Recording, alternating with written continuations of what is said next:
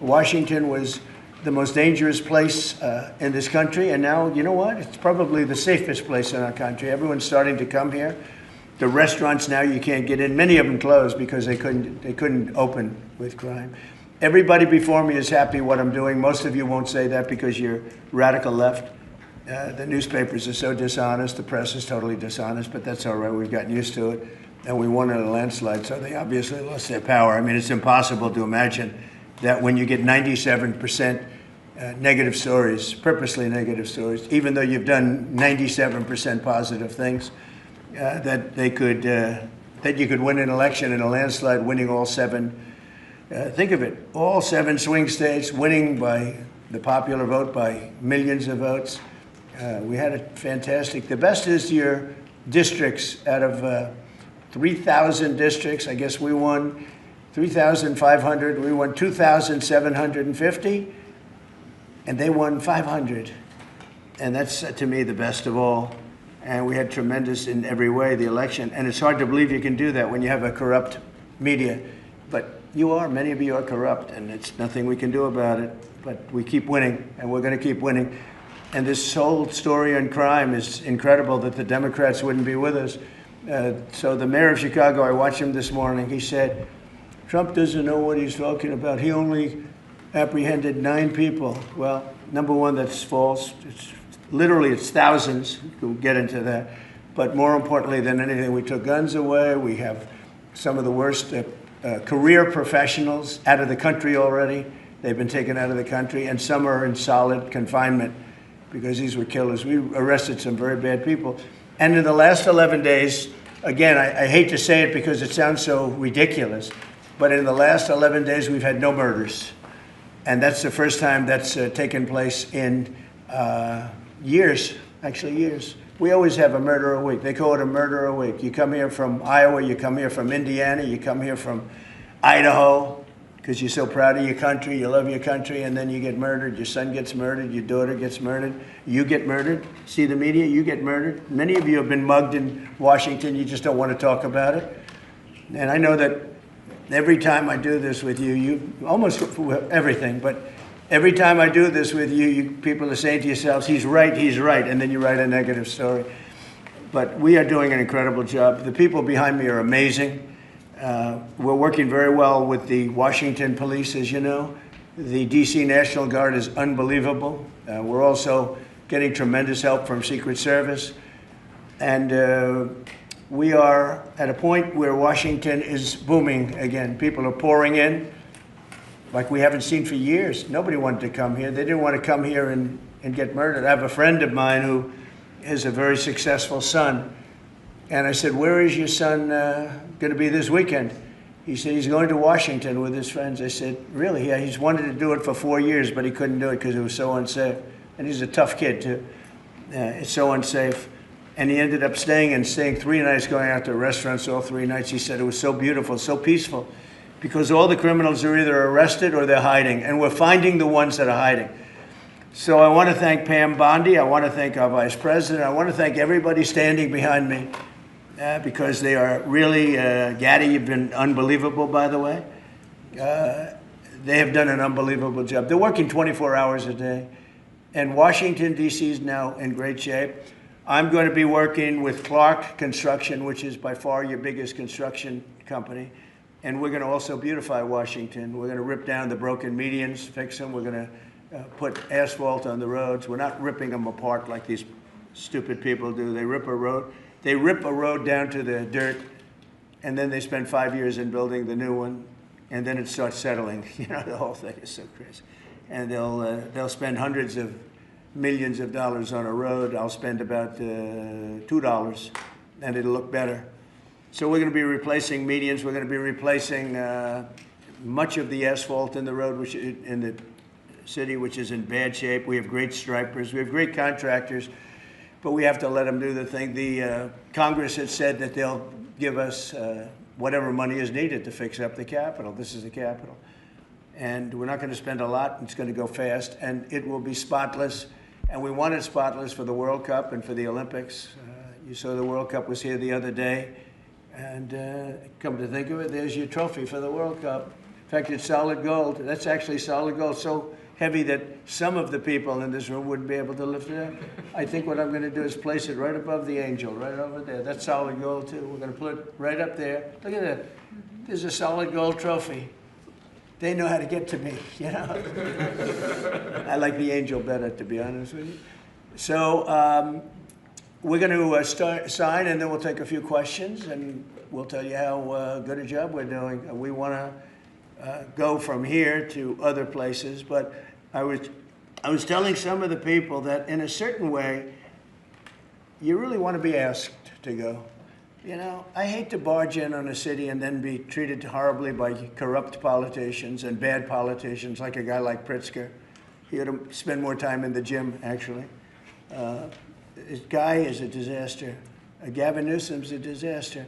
When we went, we saved Los Angeles. You wouldn't have been able to have the Olympics in Los Angeles. You're barely able to have it now. They did lose 25,000 houses to a fire that should have never occurred, because they didn't let the water come down from the Pacific Northwest, which you guys don't want to write about. I had to break into the water supply to let the water down.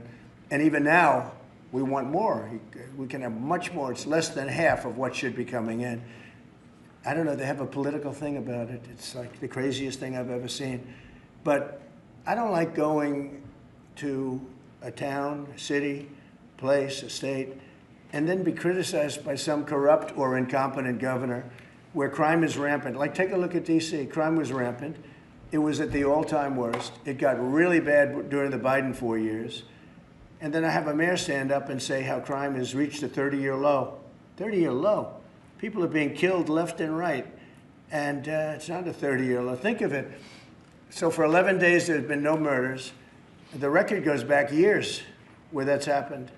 They haven't seen that happen in years. And then people stand up, and instead of thanking us, which they should do, and she's not that bad.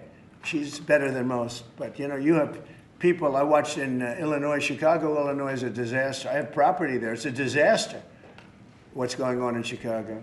And you get Pritzker, he's violating our rights. I think this is another men and women's sports thing. I think this is one of those, you know, they call them 80-20 issues. I call them 97-3. I think the Democrats better get smart. And, you know, politically, I hope they don't. But actually, in terms of love for the country, I hope they do, because it would be good to work together. So I'm thinking about, you know, when I have some slob like Pritzker criticizing us before we even go there, I made the statement that next should be Chicago, because, as you all know, Chicago's a killing field right now. And they don't acknowledge it. And they say, we don't need him. Freedom, freedom. He's a dictator. He's a dictator. A lot of people are saying maybe we like a dictator. I don't like a dictator. I'm not a dictator. I'm a man with great common sense, and I'm a smart person. And when I see what's happening to our cities, and then you send in troops, instead of being praised, they're saying you're trying to take over the republic. These people are sick. But I'm really saying, and I say this to all of you, in a certain way, we should wait to be asked, because they have cities that are so under control, you know, out of control. So we go in and fix it. They take the full credit for it, and they go out and say, I heard it this morning, they're saying how well they've done over the last 10-day period, that they set record lows. They don't say that we're there with very tough people, by the way. They have to pass the toughness test. Otherwise, they're not working for us. So, and we're allowed to do that now, according to the United States Supreme Court decision. Now, they have to pass a toughness test. If they're not tough, we don't want them for this job. They might be great for other jobs, but not for this job, because they're respected. You saw the gang of kids. They were all huddled up, and a group of soldiers walked up. They never even got over. Those kids ran back to their homes or wherever the hell they came from. They were gone. This is one of the safest cities right now in the world, as crazy as that sounds. And it took 7 days. It took really 3 days, but we're now in our 11th day.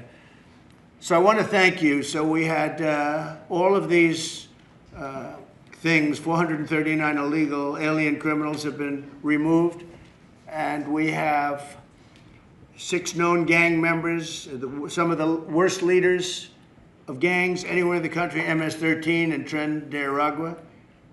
We have 2 missing children that have been recovered. They thought they were gone. We brought them back to the family. The family started crying. They couldn't believe that they saw their child again. 49 homeless encampments have been removed. Like we have the head of South Korea coming in a little while, the president, and he drives down the street. Already, his people have told me, he said, what happened? It's so clean. We always came here, it was filthy dirty with homeless and papers all over the road. That's the other thing.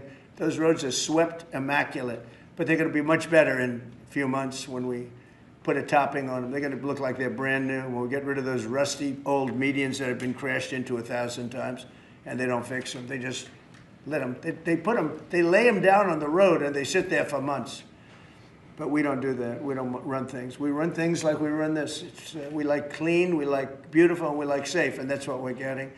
So I'll start signing the executive orders. To me, this is a very, very big deal. One of the executive orders has to do with cashless bail. That was when the big crime in this country started. And I can tell you who did it, when, but I don't want to do that because others followed pretty quickly. But that was when it happened. Somebody kills somebody, they go in, don't worry about it, no cash, come back in a couple of months, we'll give you a trial. You never see the person again. And I mean, they kill people and they get out. Cashless bail. They thought it was discriminatory to make people put up money because they just killed 3 people lying on a street. Any street all over the country, cashless bail. We're ending it, but we're starting by ending it in D.C., and that we have the right to do through federalization. Okay, let's go. Could I ask you to say exactly what this is? Of course. So as you've consistently identified, sir, cashless bail policies are a key driver of the disorder we see on city streets all over America. Catch and release system allows criminals to keep going back out onto the street and reoffending. What this executive order does, it charges your attorney general with identifying jurisdictions all over the country that have cashless bail policies, and then it withholds or revokes federal funds and grants that are flowing to those jurisdictions to ensure that we're only supporting the people who have reasonable common sense policies around crime. So what area does it cover? Potentially anywhere that has a cashless bail policy. So some of the largest cities, some of the most left-wing states in America Almost have adopted. all of them, right? Illinois would be a great example of that, sir. Oh, they have a great cashless bail. You don't even have to go to court sometimes. No, Illinois, I love that state. It's a great state, but it's run so badly by Pritzker. They threw him out of the family business and he becomes governor. Now he wants to run for president. I don't think that's going to happen. Okay, we'll sign right here, right? Sir. So important. And this isn't Republican, Democrat. This is, and by the way, most Democrats agree with us. But this is just, we got to bring our country back. Okay? That's a big one. Also on the issue of cashless bail, sir, this is a D.C. specific executive order. In addition to the measures that we're taking that are quite similar to what we're doing around the country, in D.C. in particular, the objective is holding as many criminal defendants in federal custody and subjecting them to federal charges as possible. That means that they'll be held pre-trial in federal jail as opposed to just being cut back out on the streets due to a cashless bail policy. Okay? And we have the room. And by the way, the prison they have in D.C. is horrible. It's horrible. People were subjected to live in that dog trap for so long, so unfairly. I have stories, you'll be hearing about them. That prison is horrible. Okay? This is an executive order that contains a number of additional measures relating to crime and law enforcement in Washington, D.C. It charges, for example, your Secretary of Defense with establishing specialized units in both the D.C. National Guard and the National Guard units around the country, specifically trained and equipped to deal with public order issues. It charges all of your various federal law enforcement agencies with hiring additional personnel to allow them to surge personnel to Washington, D.C. to deal with the current emergency here. It does a number of other things in that space, and it also asks the Attorney General to look at D.C. Metropolitan Police general orders that have currently impeded law enforcement efforts in the city, and to potentially look at unwinding those that are stopping the police from doing their job effectively. And are we going to ask this to be codified by Congress, all of these things? I think we could potentially, yes, sir. I think so. I think we should. I think we'll get it. I think Democrats will vote. Well, I don't know. It's hard. It's hard to believe that they might not, but I think Democrats will actually vote for this.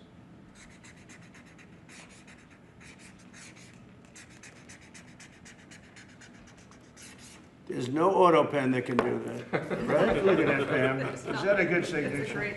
Seriously, is that a good signature? Who can write like that? Nobody.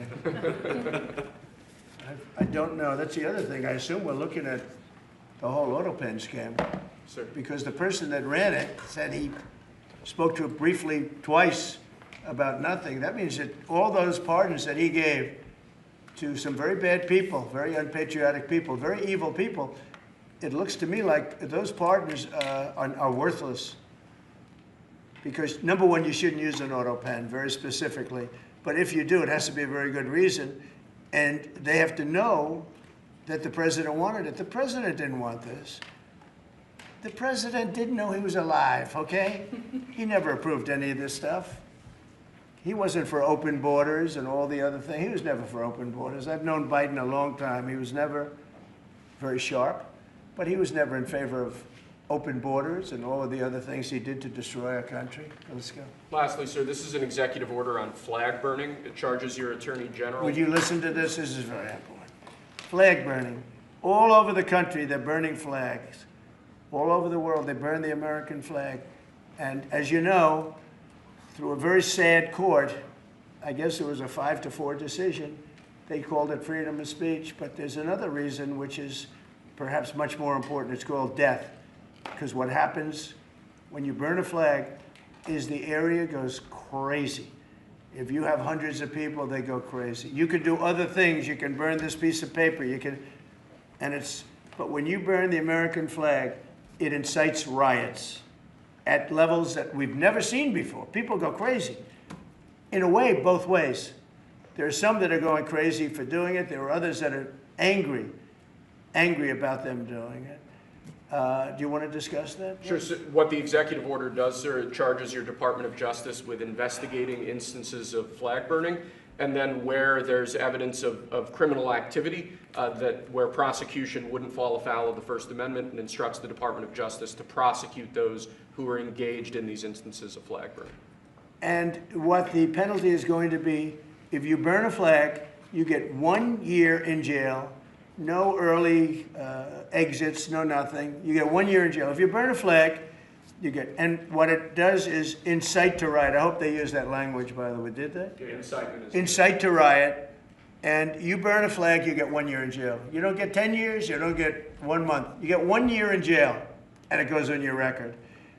And you will see flag burning stopping immediately, just like when I signed the Statute and Monument Act. 10 years in jail if you hurt any of our beautiful monuments. Everybody left town. They were gone. Never had a problem after that. It's pretty amazing. We stopped it. But this is something that's, I don't know, in a certain way, it's equally as important. Some people would say it's more important. Because the people in this country don't want to see our American flag burned and spit on. And by people that are, in many cases, paid agitators. They're paid by the radical left to do it. You talk to these people, they don't even know, half of them don't even know what they're doing. They say, I don't know, they gave me money to do this. I see the same things that you do. They're bad people. They're trying to destroy our nation. That's not working, because I think our nation now is the most respected nation anywhere in the world, by far. You saw that with the European leaders on Friday. You saw that with NATO, where they agreed to go from 2% no pay to 5% fully paid up, trillions of dollars paid, where they respect your president to a level that they jokingly call me the president of Europe. They call me the president of Europe, which is an honor. I like Europe, and I like those people. They're good people. They're great leaders. And we've never had a case where 7 plus really 28, essentially 38 countries were represented here the other day. 38 European countries were represented. European and other countries were represented. And it was a great meeting. But your country is respected again. I say it all the time. 1 year ago, our country was dead. Everybody said it. We had a dead country. We were not going to survive. Now we have the hottest country anywhere in the world. So it's an honor to be involved. And this group has a lot to do with it, right behind me.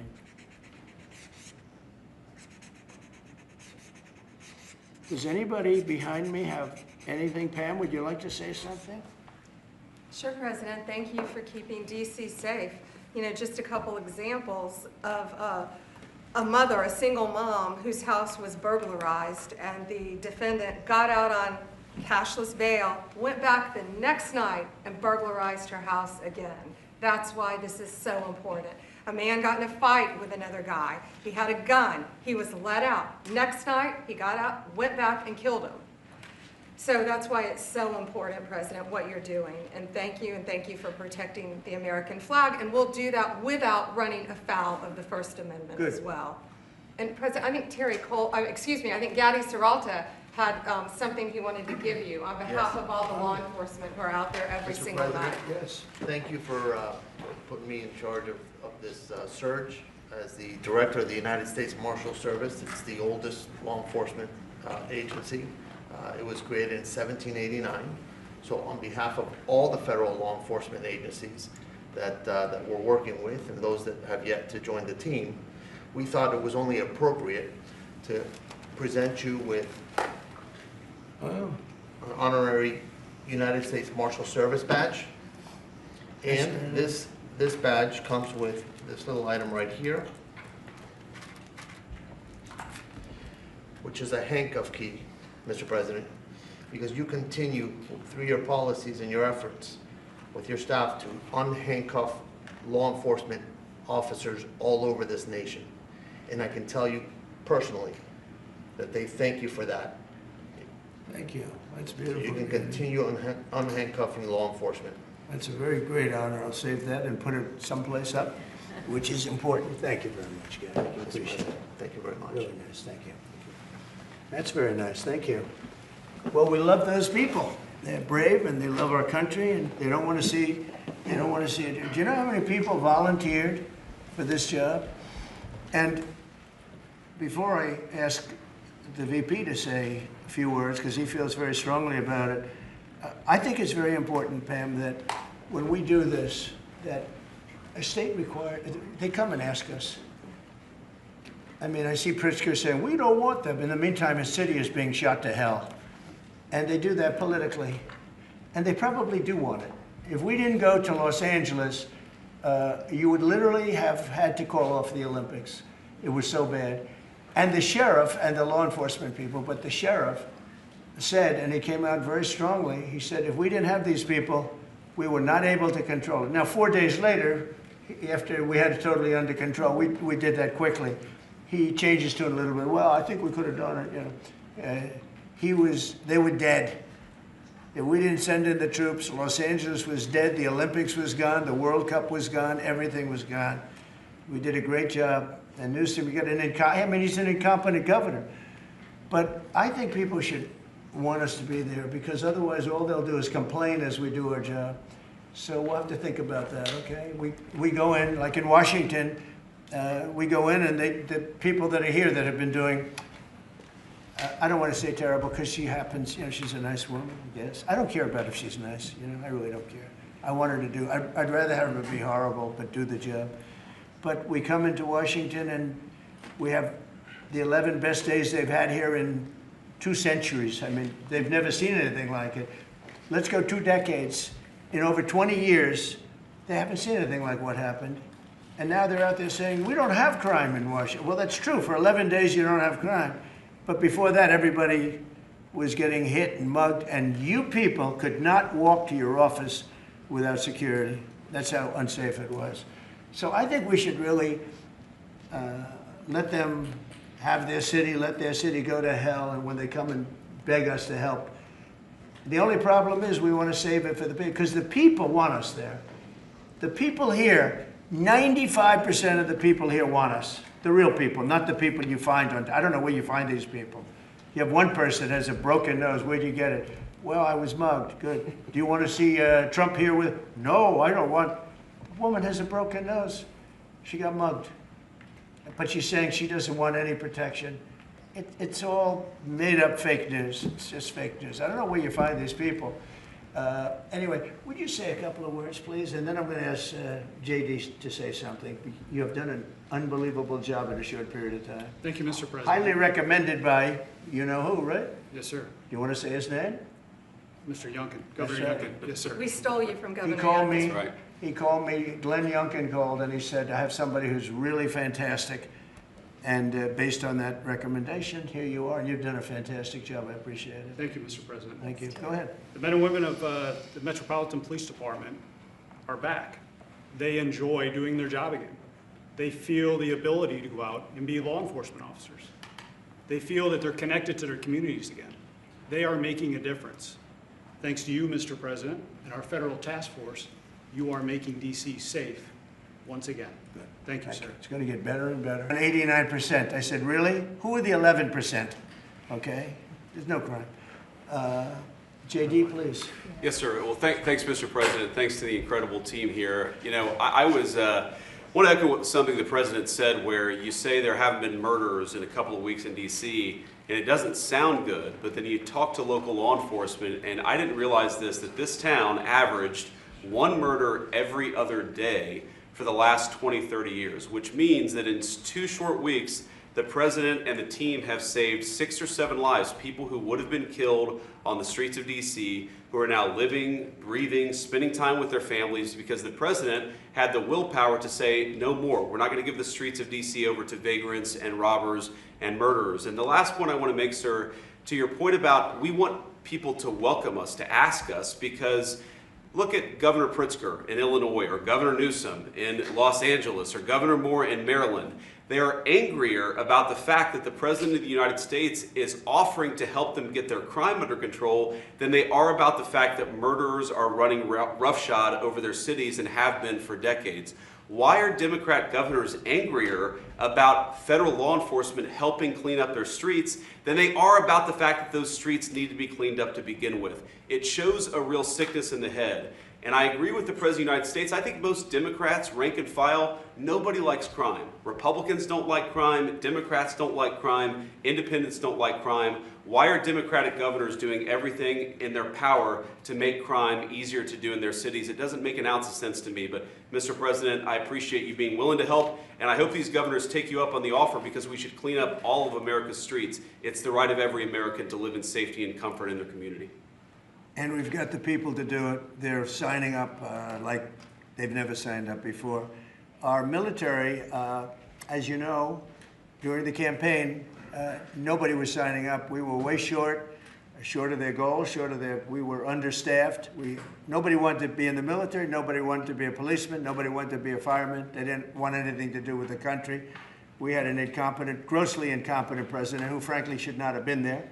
He should have never been there. The damage he did to this country is incalculable. I mean, just what he has done. So much of our effort are getting murderers and jailbirds and people out of this country who are drug dealers at the highest level. So much of the energy of people that he let in, it was an unforced error. But I don't think they think it's an error. But I don't believe he believed it. It was the radical lunatics that surrounded this guy at this desk, who are brilliant people, but with the wrong philosophy. There were some brilliant people, but they're evil people, and they're going to be brought down. They have to be brought down because they really hurt our country. But we're getting it back very quickly. And I'll tell you something, our country's now it's stronger. I think we're more respected than we've been respected in 100 years. It's a whole different ballgame. JD, could I ask you, Yes, sir. You gave a stat on murders here. What were the numbers? You said in a short period of time, how many people were murdered? Local law enforcement told me, sir, that in the past 20 or 30 years, D.C. has averaged a murder every other day. That's, 200 murders a year, 150, 250, but about every other day a person has been killed on the streets of Washington, D.C. We've been doing this for 2 weeks. 0 people killed. That's real lives saved that the media and, frankly, the entire Democratic Party should be saying, thank you for saving lives, instead of attacking the President of the United States for doing so. You know, when a person, unfortunately, will probably happen at some point, when a person's murdered in D.C., it's going to be the biggest story maybe in history. Right? Yes, sir. Somebody was murdered in D.C., Trump is failing. No, we're not failing. We have a safe city. This is maybe the safest city in America right now. That's how good it is. And it would be nice to be appreciated. These people eventually, they're going to have to be appreciated for what they're doing. And they're going to have to be appreciated by the officials that are really happy when we go in because they've lost control of their place. Steve Miller, please say a few words. Thank you, sir. So just to, first of all, follow up on what the Vice President said, no police officer working in the city can remember a time in their lives when there has been no murders. You can work at the police department for 20 years, 30 years, your whole life. We've checked the records. No one can even find a record of being murder-free for as long as we've been murder-free under President Trump's leadership. Additionally, and the President spoke about this before, we've uncovered, in the process of uncovering, a massive scandal in Washington, D.C. with the doctoring of crime stats. And the Department of Justice, under the Attorney General, is leading the effort to uncover this. But when we ultimately share the results, it will stun you. The extent to which, even though D.C. had the worst crime in America, honestly measured, it dramatically understated how bad it was. There's even accusations that murders and homicides were reported as accidents instead of murders. I mean, this is how severe the manipulation of the crime data has been in this city, and it will all be uncovered and it will all be brought to light. You know, I've had a chance to spend some time, as has everyone here, with the police officers in the city. Members of the public are going up to them and thanking them, just overflowing with gratitude, because for the first time in their lives, they can use the parks, they can walk on the streets. You have people who can walk freely at night without having to worry about being robbed or mugged. They're wearing their watches again. They're wearing jewelry again. They're carrying purses again. People had changed their whole lives in this city for fear of being murdered, mugged, and carjacked. It is a literal statement that President Trump has freed 700,000 people in this city who were living under the rule of criminals and thugs. And the last thing I'll say is that under the efforts of Terry, to my left and many here, what they found also is that the street criminals here in Washington, D.C. were doing business directly with the transnational criminal cartels, the foreign terrorist organizations. So not only was the city being run by these criminal thugs, but they were working with some of the most dangerous terrorist organizations on the planet to traffic weapons and drugs into this city. And what we are uncovering every day is shocking to us, and we look forward to sharing all the results with you. But President Trump, your leadership has uncovered some of the great public safety scandals of our life, and now because of you, people are safe and free for the first time ever in this city. Thank you very much, Steve. You know, in Los Angeles, Beverly Hills is, you know, a great place. I have a house there. I had a house there. I used to stay a lot of time, spend a lot of time there, and a great place. Do you know that I have friends, they leave their trunk open for their car because they don't want, they know they're going to be vandalized. They don't want the trunk ripped off in order for them to steal what's in the back. They leave the doors open so when they go in to steal the radio or whatever they take, that they don't rip off the door. They leave the doors totally open so the criminals, when they go and open the door, they don't have to break the windows and kill the car in order to steal whatever it is in the car that they're looking for. And that's at a level that nobody's ever seen before. Nobody lives like that. I have another friend, he has a garage, and in order to save his garage door, he leaves it open so that people can just walk into his garage, take whatever they want, and leave. But all the cars are, so many cars, I've been told this by many people, stars, big people, they leave their doors open so the doors aren't destroyed by these criminals. All over Los Angeles this is taking place. And you know that, I mean, you've heard that. Christy, could you say a few words? Sure. Well, Mr. President, I think one of the most impactful statistics that you used today was of the 1,000 arrests that have happened already so far, 439 of them were illegal criminals, which means they never should have been in this country to begin with. That they were in this country, invaded over our southern border or our northern border or maritime seas, and then they committed crimes against the American people. So by getting those individuals incarcerated, we've stopped those violent crimes from happening here in the city. And sir, they do. Exactly like Stephen was talking, they have ties to cartels. They have networks across this country and other cities. So by what you're doing here is going to have a ripple effect in Miami, in Chicago, in other cities, because you're grabbing those networks and giving us information and targeting information to go and get more criminals across this country. So thank you for the work that you're doing. We have ICE and CBP, Federal Protective Services, Secret Service, HSI, all of our officers are working with all the other agencies every day here in DC, and they're so proud to have this kind of partnership. So they're so glad that you're letting them do their jobs again. And I don't know if you've heard, sir, but the recruitment campaign for ICE, when we were going to hire 10,000 new officers, we've got over 130,000 people that have applied and raised their hands and said they want to work with ICE. So no matter what the fake news says or what the media says about ICE not having support, they've got incredible support from the American people. People want to join them and help them do what they're doing to make America safe again. So thank you for the I was going opportunity. to say that our recruitment drive, it was dead. During the campaign, they couldn't get, every story was the Army can't fill up, the Marines, none of them could fill up. They were way behind. We couldn't get anybody to go into the military, couldn't get any police. We've just set records on everybody wants to be in, everybody wants to go in. And we're taking incredible people. I mean, the level of, you know, because of the Supreme Court, it's based on merit. It's all based on merit now. It's not based on anything else. You got to, if you need strong people, you have to get strong people. It's all based on merit. But we're setting records in the Army, Navy, Air Force, Marines, the Coast Guard. One of my favorites, because I happen to have created it, Space Force. We're very proud of Space Force. It's amazing what it's doing. We're leading in space now. China was killing us. Russia was beating us. China was killing us. We're now killing China. We are leading in space by a lot because of Space Force.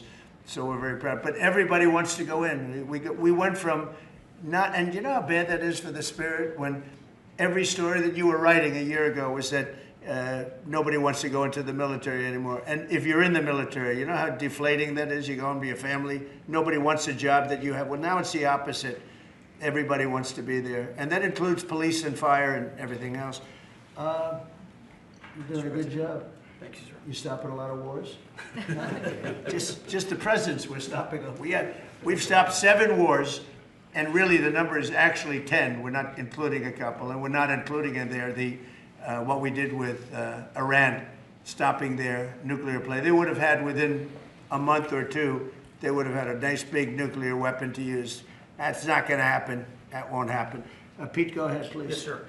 Well, Mr. President, thank you very much for your leadership, and the Defense Department is proud to be a part of this task force. Just like we have been down at the southwest border, where crossings are at 0, we've got national defense areas where we're working with Border Patrol to secure the southern border for the American people. Just like Los Angeles, where ICE officers deserve to do their job without being attacked, we're really proud to be a part of defending the nation's capital and ensuring it is safe and beautiful and working with law enforcement. And Mr. President, let me tell you, the morale of the troops, getting out there talking to them, they love this mission. They're grateful to be doing it, whether they're D.C. National Guard or other state National Guards. And at your direction as well, sir, it's just common sense to make sure they're armed as well. And so we're rolling out ensuring they're armed, capable of defending themselves and others if need be, supporting law enforcement, and we're proud to be there, sir. Well, look at the mission you just accomplished with Iran.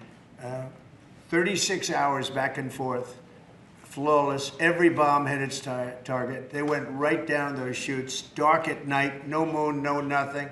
Every target, every bomb went right down. They have a chute that goes right down deep into the mountain. And they shouldn't have put ventilation in, I can tell you, because we use that for our advantage. But what they did, and we had the pilots and even the people that took care of the planes, we had a whole group of people at the White House a couple of weeks ago. And you know, I didn't realize this, but they said, we've been looking at their predecessors, and then these were the pilots. They said, we gave them beautiful medals. And I'll show you the medal. Gave them a medal just like this. See? Just like that. They were so happy. Gave a lot of them out for that. It was an incredible job. You know, we had 52 tankers. People don't realize, so that they could refuel. We had many fighter jets, F-22s, F-35s. We had many. It was an amazing operation. It was flawless. Compare that to the operation when they went in with the helicopters crashing and everyone running around the desert, and the prisoners being taken. And that was Jimmy Carter. And what a horrible thing. This was the exact opposite. This was the exact opposite of what they did in leaving a very, very nice place. The Taliban runs a tough operation in Afghanistan, and I think it was the most embarrassing day in the history of our country. That was Biden. I was leaving, and we would have left through strength, tremendous strength. We would have had we would have kept Bagram, which is the air base, one of the largest runways in the world, one of the most powerful. You could land anything on it. many, many feet thick. You don't build them that way anymore. You can't. But we left it, and now China's occupying that air base. This was the most incompetent administration in history, the Biden administration. And you're just lucky that they lost, because if they won, you wouldn't have a country anymore. And so, Pete, you started up by saying the Department of Defense. And somehow it didn't sound good to me. You know, it didn't sound good. Defense, what are we defense? Why are we defense? So it used to be called the Department of War. And it had a stronger sound. And as you know, we won World War I, we won World War II, we won everything. Now we have a Department of Defense. We're defenders. I don't know. If you people want to, standing behind me, if you take a little vote, if you want to change it back to what it was when we used to win wars all the time, that's okay with me. All right? That's coming soon, sir. You let me know if you want to do it. I think Department of War. It just sounded bad. He said, sir, on behalf of the Department of Defense. Defense. I don't want to be defense only. We want defense, but we want offense too, if that's okay. So you'll make a decision. But you know, as Department of War, we won everything. We won everything. And I think we're going to have to go back to that. In the meantime, I've stopped all of these wars. I've stopped them. A big one would have been India and Pakistan. But we stopped them all. We stopped 3 wars. Go to Africa. They like to say, oh, you know, let me tell you, I love black people. And I did great with the vote with the black people. But they say, he's a racist, he's a racist. I said, really? For 35 years, a war raged between Rwanda and the Republic of the Congo. And it was a vicious war. 9 million people were killed with machetes, largely. Hatchets, machetes. That went on for more than 30 years, but 34, 35 years. And I stopped it. In fact, the presidents are coming in a week or two to sign we have the foreign ministers, it's all signed, the war stopped. But I got it stopped and saved a lot of lives. The Congo, it's deep into deepest, darkest Africa. I got that war stopped. Nobody else could have done that. We did a lot of jobs. We did a lot of wars were stopped that nobody thought would even be possible. And I'll tell you what, the war with India and Pakistan, that was the next level. That was going to be a nuclear war. They already shot down 7 jets. That was raging. And I said, you guys want to do trade? We're not doing any trade. We're not doing anything with you if you keep fighting. You got 24 hours to settle it. They said, well, there's no more war going. And I used that on numerous occasions. Trade, I used I used whatever you had to use. But we got 7 of them stopped. And the one I thought would be easiest, frankly, was going to be Russia and Ukraine. But that turns out to be some big personality conflicts. It's one of those things. But we're going to get that stopped eventually. We're going to get that stopped too. 7,000 soldiers died last week. Think of that, 7,000. I usually say 5,000, but 7,221 soldiers died last week in the fight between Ukraine and Russia. And they're not our soldiers, but they're souls. They're living souls, and they leave their homes, and they wave to their parents, and their parents are so proud as they leave in a beautiful uniform, and a week later they get their head blown off by a drone. New form of military. It's a whole new form of fighting. So I would just like to thank the people that are behind me. Thank you very much. You've done a fantastic job. I appreciate it very much. We're doing a real job, and I'm so proud of D.C. I passed it 2 days ago, and all the garbage is off the streets. It's terrible. I came in a month and a half ago. I'm driving down, and I see garbage all over the place. The streets were a pigsty, like I won't use the city's names, but you know what I'm talking about. There are plenty of them outside of this country and inside of this country. Baltimore is a horrible, horrible deathbed. It's a deathbed. I know Governor Moore said, oh, he wants to take a walk with me. He meant it in a derogatory tone. I said, no, I'm the President of the United States. Clean up your crime and I'll walk with you. But it's tremendous crime. But he was trying to be derogatory. He doesn't have what it takes. But he's trying to be derogatory. And I met him at the Army-Navy game. They said, oh, there's Governor Moore. He'd love to see you. He came over to me. He hugged me, shook my hand. You were there. He said, sir, you're the greatest president of my lifetime. I said, well, it's really nice that you say that. I'd love you to say it publicly, but I don't think you can do that, so it's okay. But no, sir, you're doing a fantastic job. I want to just shake your hand. Thank you very much, Governor. That was it. And then every time I see him on television, he's knocking the hell out of me. So, but that's all right. That's called politics. But Governor Moore's he's doing a bad job. Newsom's doing a bad job. All of their potential candidates are doing a bad job. I can't imagine Pritzker being even a candidate, but somebody said he is. He can't do the work, can't do the job. He's not temperamentally suited. So I just want to thank you all for being here. Do you have some questions? Mr. President, is the Pentagon, and maybe the Secretary of Defense can weigh in too, is the Pentagon preparing for military deployment to Chicago? And with what you said there, are you waiting for the governor We're ready there? to go anywhere. We have want him to call a you, though? full complement of great human beings. We're full. You know, our military is full. We were way empty 1 year ago. Now we're full. So we can go anywhere on less than 24 hours notice. Are you waiting for the governor? And we're doing a lot to interdict to stop drugs from coming in too. We have ships out on sea. You know, we have nobody coming through our border anymore. Nobody. Doesn't that feel good to know that you don't have prisoners coming in and, you know, killers, murderers? We had 11,888 murderers come in, led in by the Biden administration. Many of them have been captured, but we still have a couple of thousand that are out there.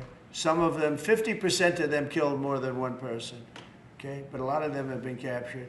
What they've done to our country, these people that circle this moron that we had behind this desk, what they've done to our country is unthinkable. It's unthinkable. I mean, if you think so much of our time is devoted to correcting a problem that all they had to do is say, close the borders. Remember when he said, well, I have no power to close the border. I have to go back and get an act from Congress. I didn't get an act from Congress. I came in, I said, close the borders. And Tom Homan, who's not here, has been fantastic, Christy, right? Yes. Tom Homan is great. He's a fantastic man and respected by everybody. But I said, Tom, close the borders. Christy, close the borders. The borders were closed. We didn't go to Congress and get permission. We just closed the borders. And in the last 3 months, hard to believe this one too, in the last 3 months, we've had 0 people come into our country illegally through the southern border. Nobody would have said that's possible. Yeah, please. Thank you, Mr. President. Today, MS-13 gangbanger and human trafficker Kilmar Abrego Garcia turned himself into ICE in Baltimore. Do you have any comment on this? And why are the Democrats so emotionally attached to this man who beats his wife and is part of a terrorist organization? Because they think he's going to be good for votes, and I think he's very bad for votes. These people are deranged. He's not good for votes. He beat the hell out of his wife. His wife is afraid to even talk about him. She's been mauled by this animal. And, you know, through a system of liberal courts, you know, he's doing things. But, no, we have that under control. And Pam has got that very much under control. Do you want to comment on it, Pam? No, we've got him under control. He will no longer terrorize our country. He's currently charged with human smuggling, including children. The guy needs to be in prison. He doesn't need to be on the streets like all these liberals want him to be. And as part of this operation here in D.C., we've also taken off MS-13 members. We've taken, I think just last night, we got a TDA guy off our streets right here, right around from where we all work. Another TDA member gone because of this project. So we're going to keep America safe from all of these foreign terrorist organizations, including Abrego Garcia. Okay. Mr. President, If we could get your reaction, sir. The Israelis bombed a hospital in Gaza that killed 20 people, including 5 journalists. when did this happen? This happened overnight, today. I didn't know that. No. Any reaction to this? Are you Well, going I'm to not talk to happy the Prime about it. Minister? I don't want to see it. At the same time, we have to end that whole nightmare. I'm the one that got the hostages out. I got them out, all of them. Steve Witkoff has been amazing. He's done a great job. But I'm the one that got them all out through my people and through me. And now we're left with probably a little bit less than 20 because I think 1 or 2 are gone. And I said a long time ago, I'm going to get them out, but when we get down to that final 10 or 20, these people aren't going to release them because they're dead after they release them. So it's a nasty situation, very nasty, horrible thing. Mr. Yes. President, could you please elaborate on your post on South Korea? What were you referring to? Well, I heard that there were raids on churches over the last few days, very vicious raids on churches by the new government in South Korea. that they even went into our military base and got information. They probably shouldn't have done that, but I heard bad things. I don't know if it's true or not. I'll be finding out. As you know, your new president's coming in just a couple of hours coming here. I look forward to meeting him. But we won't stand for that. We just won't stand for that. Sorry, Yes. Mr. President, Are on you the- prepared to order National Guard troops, though, into American cities if those governors don't request the federal deployment? I am, but I also think that, look, Chicago, everybody knows how bad it is. Everybody standing there knows. We know. You don't have to be doing any studies. They should be saying, please come in. Pritzker should be saying that. You know, I did a favor for Christy Whitmer, a good favor, I think, with the fish, the carp, the China carp. Did you ever hear of it? China carp. And it's taken over your Great Lakes. You know about that, right? And she came and she wanted to know if it's possible for us to do something about it. And I said, well, I'll do it. But I think it's appropriate that the person from Illinois, the governor from Illinois, asks also. It's a tremendously expensive project, actually. It's invasive, it's horrible what's happened. And we can do it with GSA and various people, but we can do it. We're gonna just have to see what happens, okay? We're gonna have to see what happens. Do you believe that you have the legal But authority the to order governor those of troops? Michigan came, was very respectful, asked for it. She's done a good job. I did that. I opened the Air Force Base, you know, kept it open for F-35s and various planes, F-22s too. I did that for the state of Michigan at her request. And I will, and also at our congressmen. You know, we have congressmen that are unbelievably pro-Michigan up there. But some of this stuff, like the lakes, the Great Lakes, this is a big problem that nobody ever talks about. Most of you probably have never heard of. We have a pretty violent fish that comes from China, China carp, Chinese carp. And you see them jumping out. They jump into boats and they jump all over the place. They've got a lot of energy. And there's a way of getting rid of them. It's very expensive. And I didn't get a request from the governor of Illinois, who is affected maybe more than anybody else, right? And I think until I get that request from that guy, I'm not going to do anything about it. And I feel the same way about crime. We go in, we will solve Chicago within 1 week, maybe less, but within 1 week, we will have no crime in Chicago, just like we have no crime in D.C. But, you know, I don't like to go in and do it and then have somebody stand up and say what a great job he's doing on crime. And we don't want the military in our state. We don't want the military. Do you understand? Do you understand that? Yeah, these governors will say So I don't know. there is no We're going emergency to have a little response. meeting, I think. You know, I feel like we go in and we do it, like here. To a lesser extent with the mayor. She hasn't been terrible, but she hasn't been, you know, exactly saying, oh, great. She said, she did say last night, I heard her say that, well, we really don't want the military in D.C. Well, that's, you know, not very nice, I guess. That's a little bit of a hit. But she's not as bad as some. We saved Los Angeles, and all we did is get criticized by this idiot that's running the state into the ground, right, where people are leaving. He should be thanking us, and he should be requesting us to be there. And the governor of Illinois should be. Chicago's a disaster. And the governor of Illinois should say, President, would you do us the honor of cleaning up our city? We need help. They need help. They need help. So are you But waiting without for that request, do you think you have the We authority? may wait. We may or may not. We may just go in and do it, which is probably what we should do. The problem is, it's not nice when you go in and do it and somebody else is standing there saying, as we give great results, say, we don't want the military. They need help badly. Chicago desperately needs help. Just look at the crime statistics. Look at the statistics that JD said about, even I didn't know it was that bad. That's terrible. But all I know is we're being celebrated because we went an entire week. Now it's 11 days. We went an entire week without a murder. And I said, boy, that sounds terrible. I didn't know how, I actually made a speech. I didn't know how to say it because it's a great number. It's a great thing. But it sounds so bad. I mean, supposing you're from a foreign country, which is properly run, and they don't have murders and things, right, so much, or in some cases virtually at all. and you have somebody saying, I'm proud to announce that nobody was murdered in the capital of the United States this week. It sounds terrible, but... Mr. President, Gavin Newsom, you mentioned Gavin Newsom on crime. Gavin Newsom, yes. Is there a federal mechanism you're hoping to use to fight back against his redistricting constitutional amendment, or is that... Well, I think I'm going to be filing a lawsuit pretty soon, and I think we're going to be very successful in it. We're going to be filing it through the Department of Justice. That's going to happen.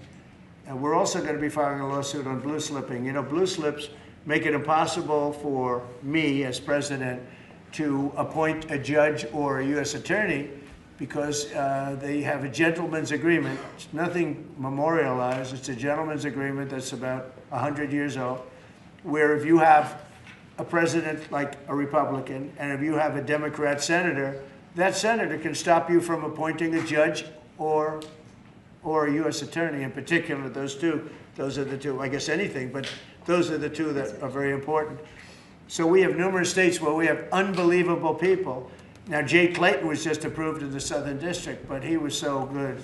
He was a top student, top schools, top everything, went to Sullivan and Cromwell, became the head of Sullivan and Cromwell, came down here, was Securities and Exchange Commission, ran it for 4 years during my term, like impeccably, beautiful job. He did an incredible job. And we went to court.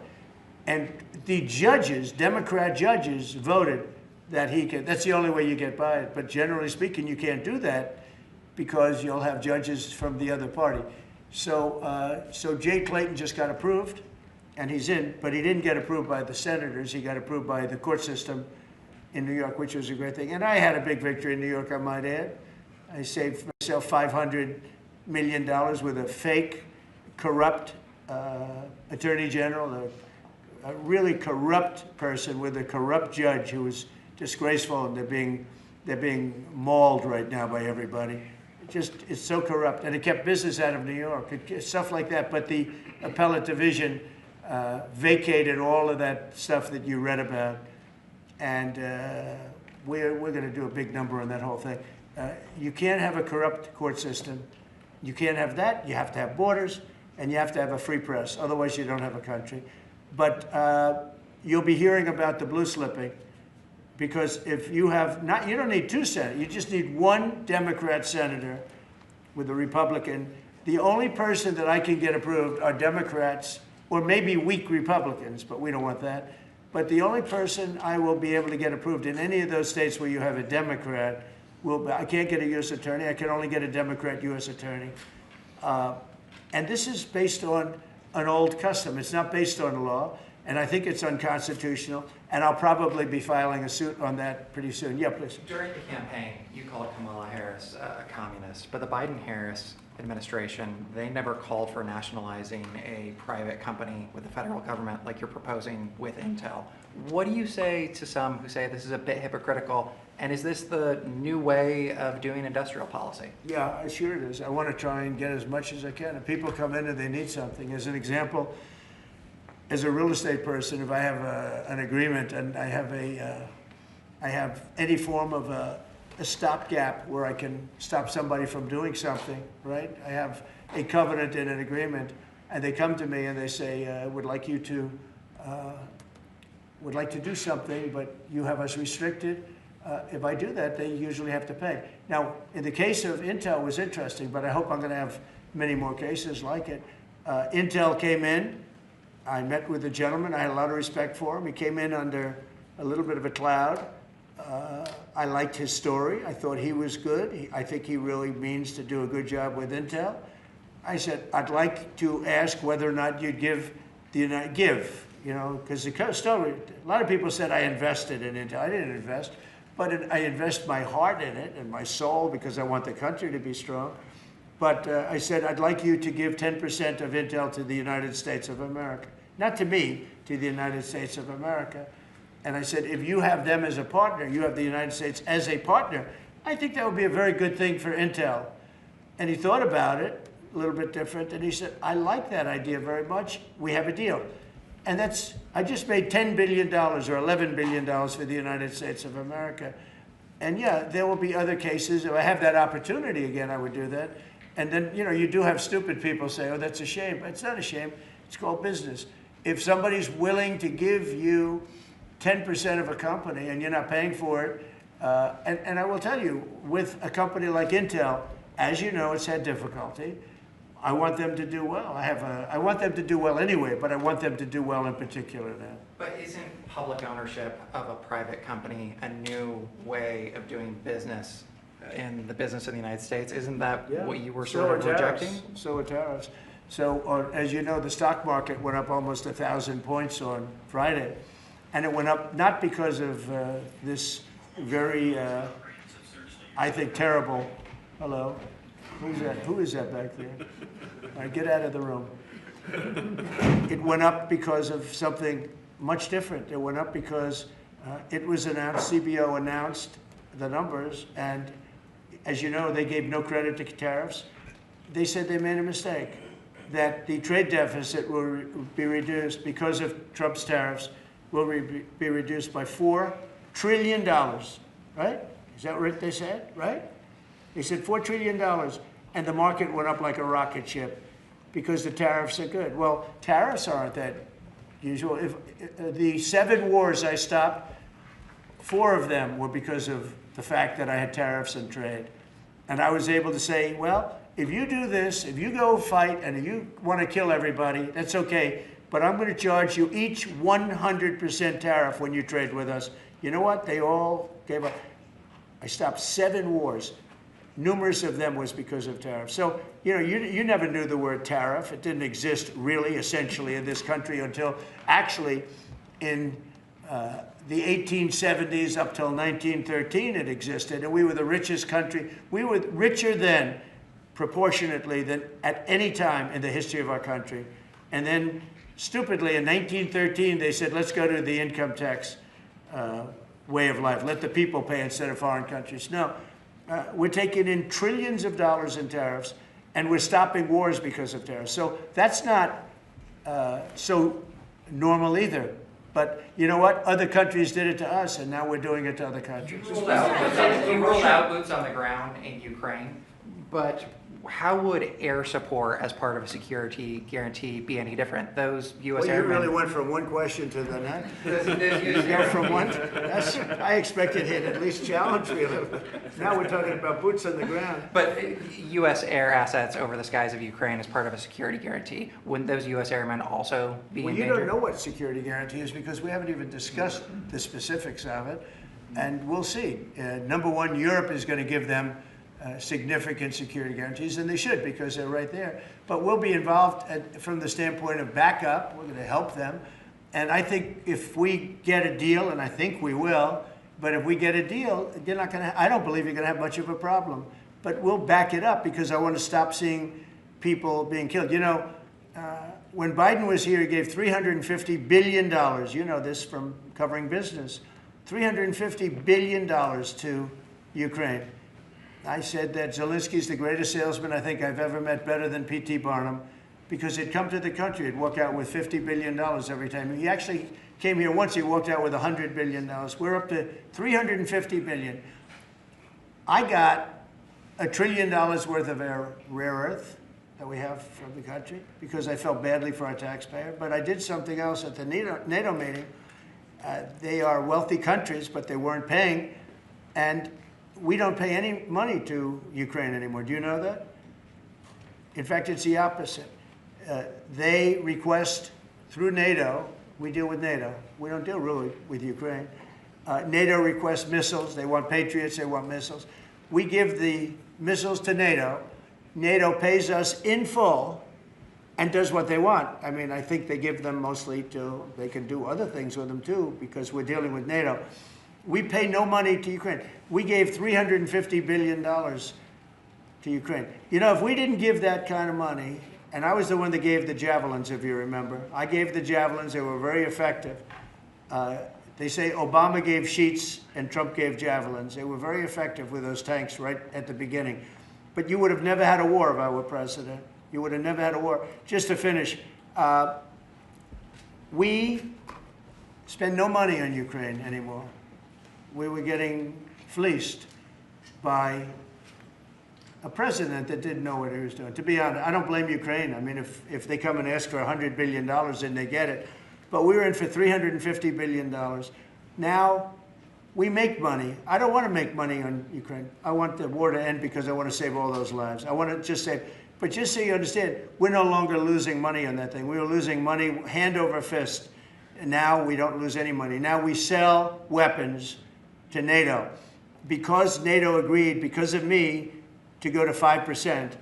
They had 2% and didn't pay. Now they have 5% and they're all paid up. So they have trillions of dollars and they give us that money. But I really want the war to end, and we're going to get it ended. Mr. President, since the historic summit here with Ukrainian President Zelensky, European leaders all met here with you at the White House. You said you wanted to get this done bilateral as soon as possible. Have you spoken to Putin since last Monday? Yeah, I have. What is your conversation? Or can you share? Every conversation I have with him is a good conversation, and then unfortunately a bomb is loaded up into Kiev or someplace, and then I get very angry about it. I think we're going to get the war done. It's tough. I thought that would be, of the 7 that I settled, I thought that would be the easiest of the group. See, you never know what's going to happen. You know, war, strange things happen in war. The fact that he went to Alaska, our country, I think was a big statement that he wants to get it done. That was not easy for him to go to Alaska, you know, for him to come here. But the fact that he showed up on a very successful day, it was a very successful day for other things. Because, you know, we're also talking about missiles, nuclear. We're talking about a lot of different things. We're talking about limiting nuclear weapons. We'll get China into that. We have the most. Russia has the second most, and China has third, but China is way behind, but they'll catch us in 5 years. We would like to denuclearize. It's too much power, and we talked about that also. That's part of it, but we have to get the war over with. On Baltimore, sir. Thank you. On Baltimore, you said that you are going to have to reconsider bridge funding. Is that contingent on Westmore cleaning up the streets? No, we were very generous to him on a bridge. You know, a boat ran into a bridge and the bridge came down like I've never seen anything. The boat was just, it just shows you the mass of that boat, the power of that boat. You know, people were up on that bridge, painters. They were painting the bridge and they were watching it happen. And they thought they were very safe. They all died. They were painting the bridge, can you imagine? And they watched the boat. The engines were off. And they watched the boat. And the power of that boat, the mass of that boat, went right through that steel just like it was nothing. It's amazing. It's called mass. Mass is a big deal. But the mass of that boat, those people all died. But they thought they were totally safe. Two of them were eating their lunch. They were, you know, whatever. They were watching it. They could have gotten off. Somebody did a very good job. A police officer called in and said, close the bridge. And he did it with power. Get everybody off the bridge, close. That guy should get a medal because he stopped the bridge. A lot of people would have died. A lot more people would have died. The ones that died were the workers on the bridge. And they were just, they thought there was no danger because, you know, it's a big steel bridge. And it came down like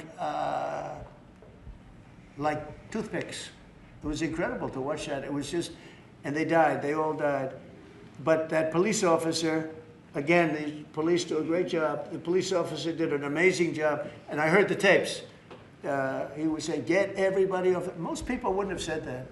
You know, when you see a thing like that, you assume it's going to, you know, tap the bridge and it's going to be rebuffed.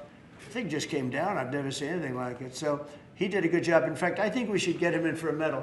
The man that gave the warning, I listened to him. Everybody get off screaming. Everybody off. He had the sense to realize that this could be a catastrophe as opposed to a ship that, because the engines weren't working, it was just floating. It's an amazing thing that a thing floating like that with no power just knocked it right down like it was nothing. So Let's do that. Let's give him a medal. I've been thinking about it. Mr. President, do you plan to investigate Chris Christie? Say it what? Do you plan to investigate Chris Christie? Look, Chris is a slob. Everybody knows it. I know Chris better than anybody in the room. I always felt he was guilty. But what he did is he took the George Washington Bridge, which is very serious. He closed down the George Washington Bridge. And you had medical people, you had ambulances caught up. This thing was closed down. And obviously he knew about it. But he blamed the young lady that worked for him and another person, and they got into a lot of trouble. She ultimately was, I don't know, exonerated, but she got out of it a little bit. But she went through hell. She was a young mother, nice person, I knew her a little bit. And another man went to jail, and Chris got off. And so when I listen to Chris speak his hate, I say, oh, what about the George Washington Bridge? You know, tell me about the George Washington Bridge. He blamed other people, but he knew all about it. So no, I don't know if they want to look at it. It's not for me. If they want to look at it, they can.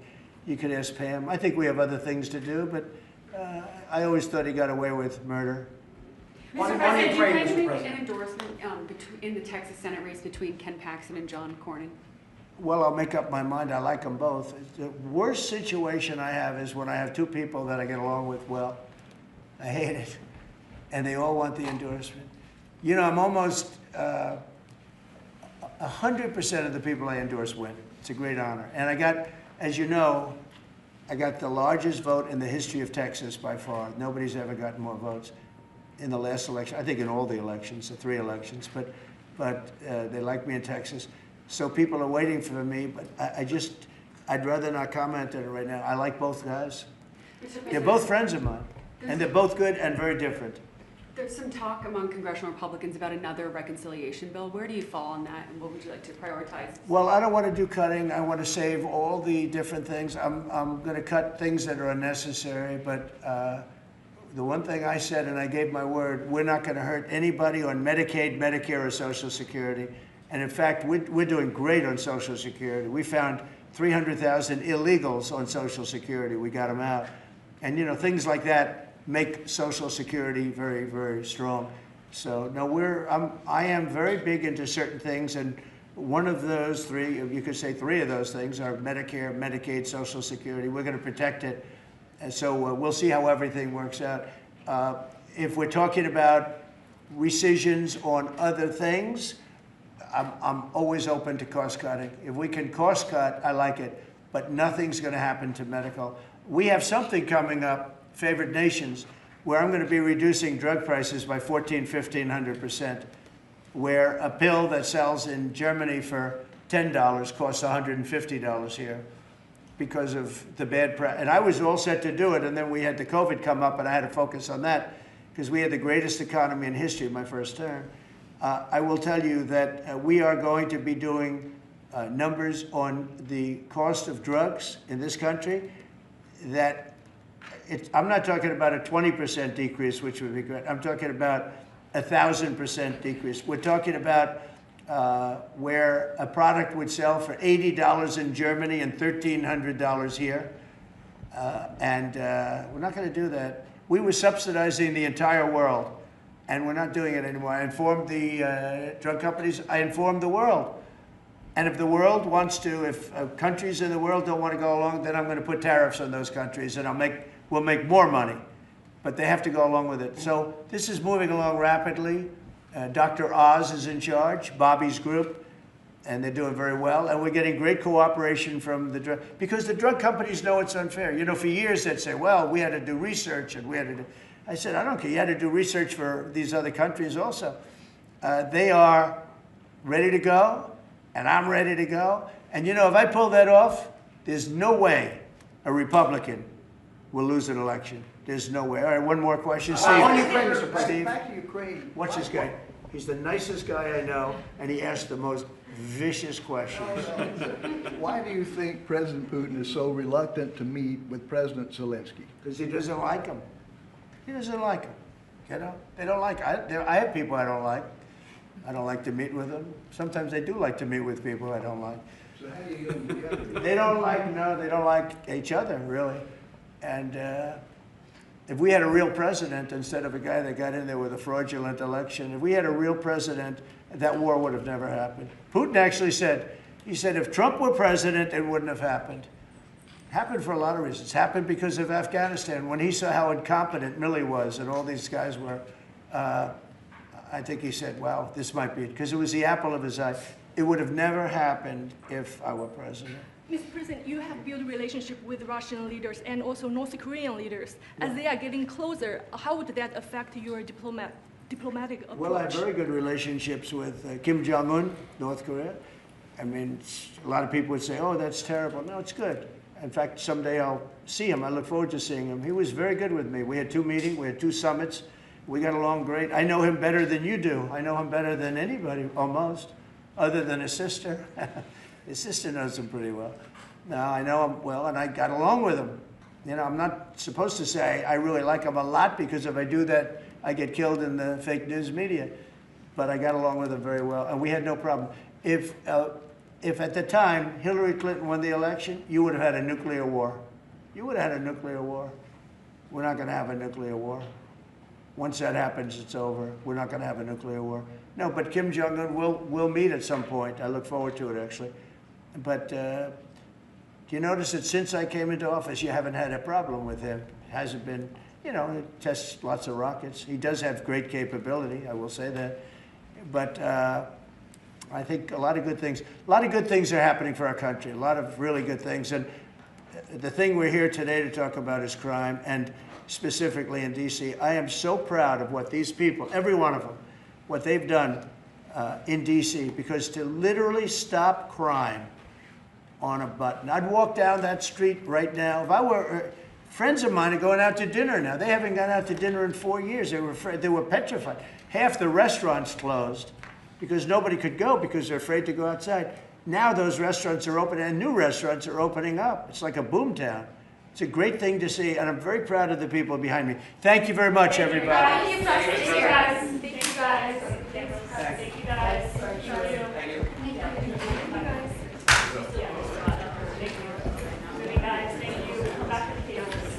Yeah, we'll come back for cables. If you guys just want to take cameras. Back for the cables, just take your cameras out now. Come here.